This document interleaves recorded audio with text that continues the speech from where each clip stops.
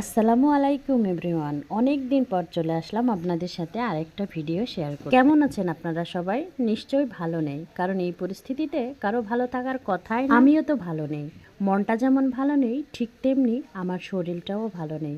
আমার একটা major operation করা হয়েছে, গলার একটা থাইরয়েড টিউমার হয়েছিল, যেটার অপারেশন করার জন্য আমি এই দুর্যোগের মধ্যে, এই আন্দোলনের মধ্যে আমি ক্লিনিকে ভর্তি ছিলাম। যখন ছাত্রদের আন্দোলন হচ্ছিল তখন আমি একদম ক্লিনিকে ভর্তি ছিলাম এবং রাস্তার পাশেই ক্লিনিকটি ছিল। পাঁচতলা থেকে কিন্তু আমি দেখছিলাম আসলে মানুষের কার্যক্রম, মানুষ কি করছে, কোথায় যাচ্ছে, ছাত্ররা কি আন্দোলন করছে এবং আন্দোলনে কিভাবে বর্বর নৃশংসতায় পুলিশেরা ছাত্রদের উপরে গুলি চালিয়েছে, সেই সব কিছুই কিন্তু আমি দেখেছি। এদিকে নামাজের টাইমও হয়ে গেছিল, তো উনি আগে নামাজ পড়ে নিচ্ছে, এরপরে আমি নামাজ পড়ব, তারপরে আমরা দুপুরের খাওয়া দাওয়া করব। আমার গলার একটা অপারেশন হয়েছে, যেটা থাইরয়েড টিউমার বলে। তো গলার